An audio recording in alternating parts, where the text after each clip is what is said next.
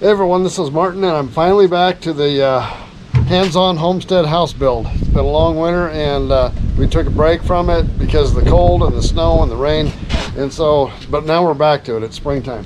And today, you've heard me talk a lot about, you know, if you're wanting to learn how to build a house that, or do a homestead, or really about anything, down here, it's really not rocket science. It's things you can learn and do.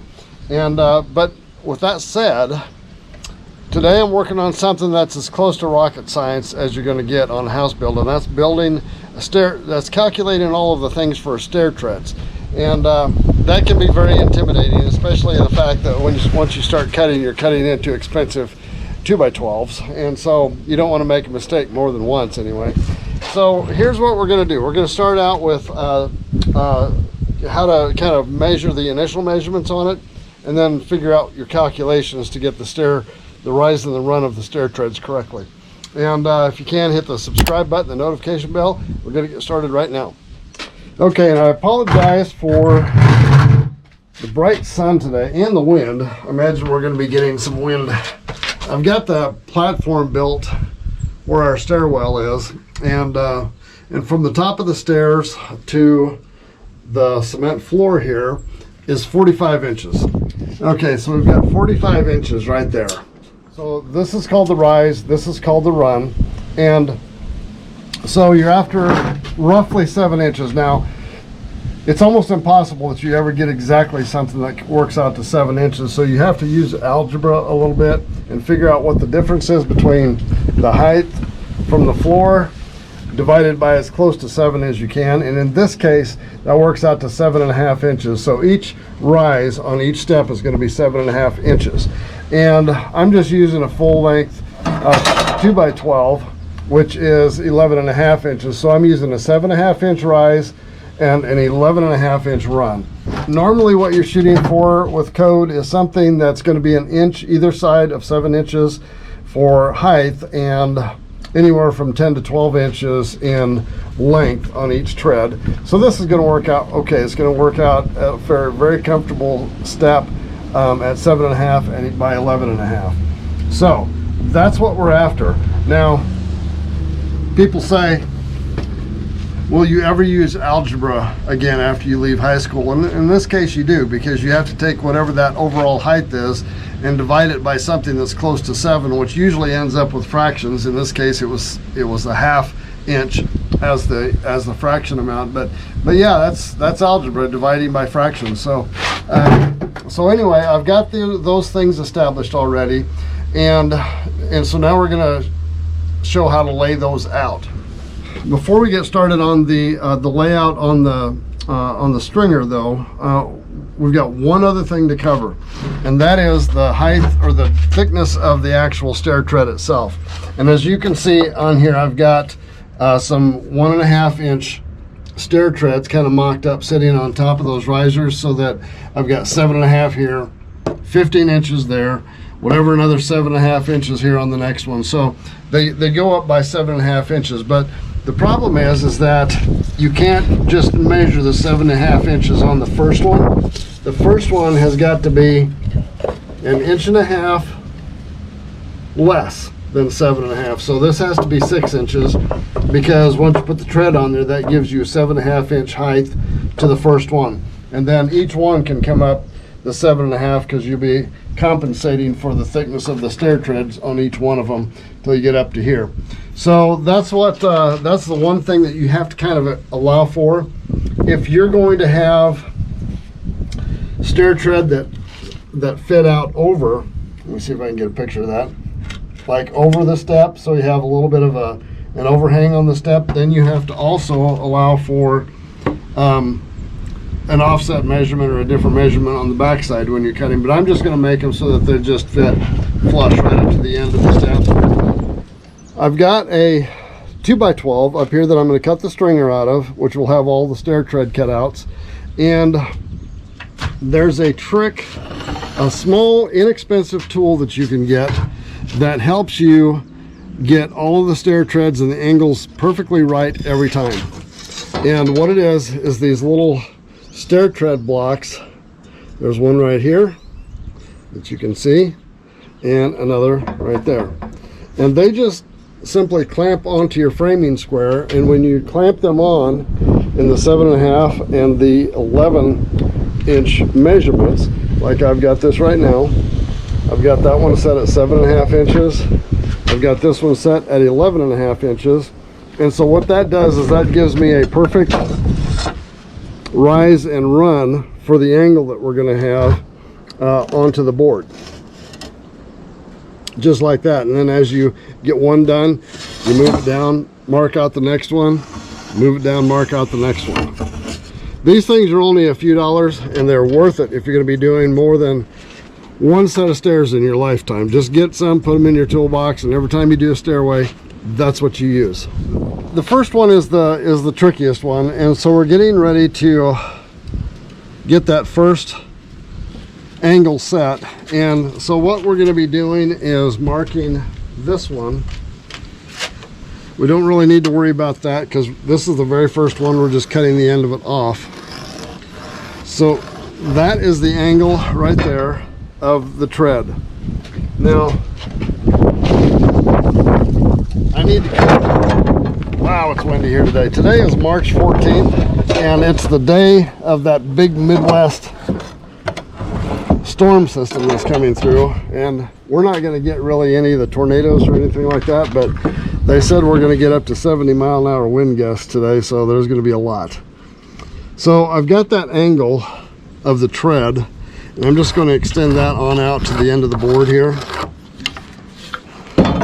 So you see I've got this whole thing, and this is the level angle of the tread as you walk up the steps.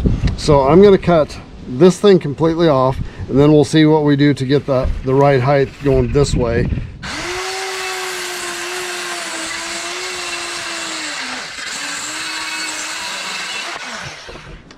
So this is the correct angle for a level step when we're when it's up against the wall. And if you remember right, we've got the tread that's got to go on top of there. So we need to have 7.5 inches from the top of the tread to the floor on the first ones. And since this is 1.5 inches, what I'm basically after is 6 inches between here and the floor. And this has to be a 90-degree angle. So what I'll do is just put a square on there, and you can slide it back and forth until you hit the 6-inch mark right there, and that will give us 6 inches straight up plus the 1.5 inches to give us a total of 7.5 inches at the top of the tread. And that was very simple. This is level with the world. Once the stair tread is in place, or the stringer's in place, you just bring it down to where a straight 90-degree angle coming down hits the 6-inch mark. By the time you add the tread, you'll have 7.5.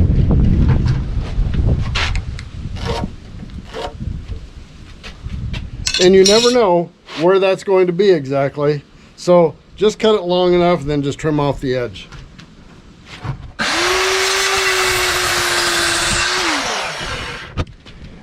All right, so now to look at this, we've got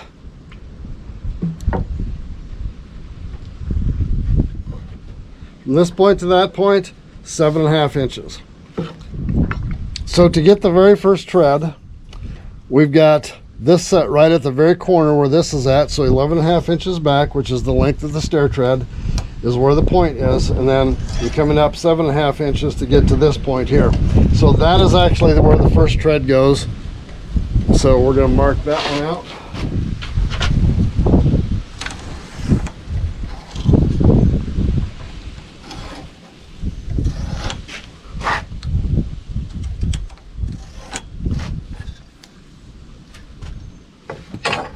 I've got 6 inches here, another 1.5 inches where the tread will sit down on top of this part, and that will give me my 7.5 inch riser.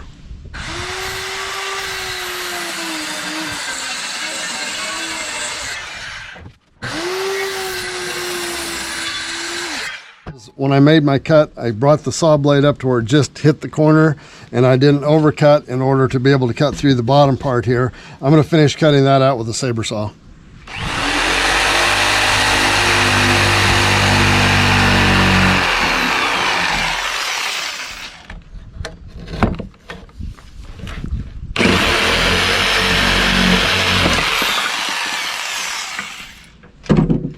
All right, there's a clean cut there, and the stair tread will go on just like that, which will give us a 7.5 inch height right there. All right, I'm going to cut the next several steps out here, and when we get that done, we'll show you how to get them leveled up and set so that they can be attached to the side walls.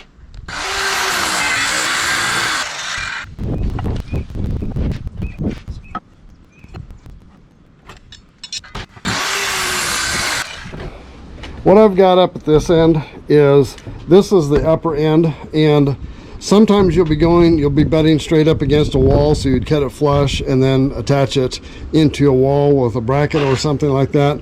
In this case, I'm going alongside of a vertical support post, and this much of it from here back is all going to be up against that vertical support post. So I want to be able to attach it in that way, and so this is just sort of excess that allows me to attach it to that vertical post. So I'm going to include a link to these little stairway gauges or stair tread gauges in the description below, because these are so valuable. They're less than $10 for a pair of them, and if you're building a stairway, just get some. They're well worth the little bit of money that you'll spend to get those stair treads correct. All right, I've got one stringer for the south wall. I've got another one over here for the north wall. And what I'll be doing is bringing these right up like that, and that's where they're going to go.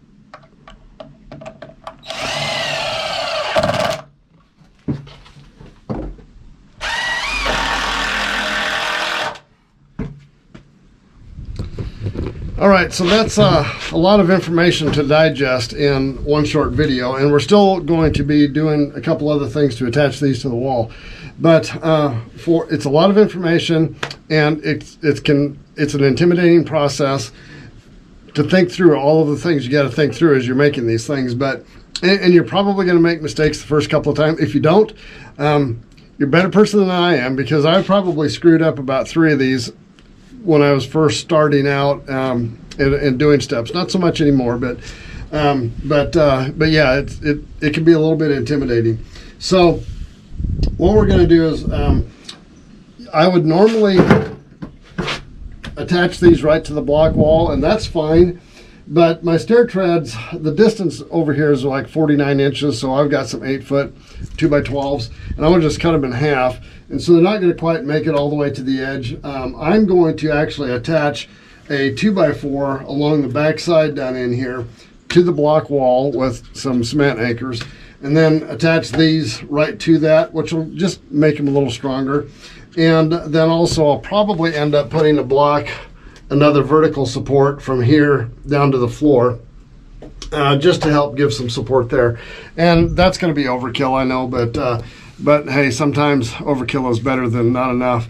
So that's what we're going to do next, is measure out where that 2x4 is going to go against the block wall, and then attach that. Okay, so right here is the 2x4 that I'm going to anchor back against the wall. I'll probably end up putting a screw in here, toenail it in there to kind of hold this in place while I attach it to the concrete wall.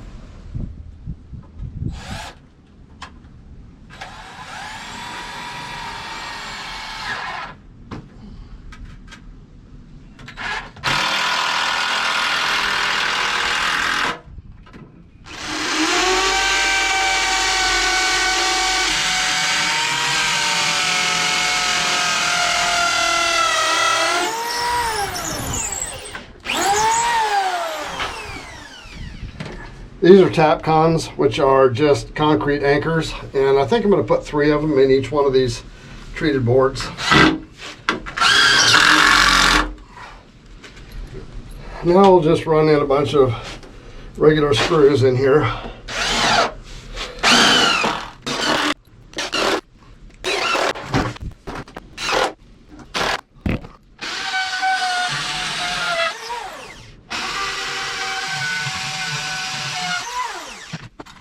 All right, we've got 5 steps to put in now, and then this will be done.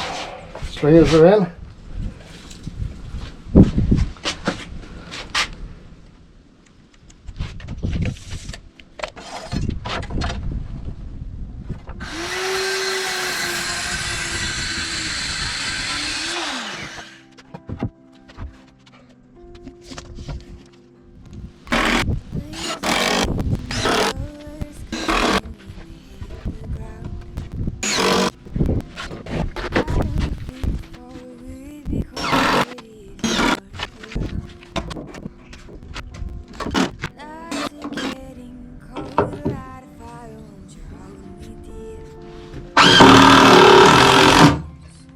And there it is, the last one.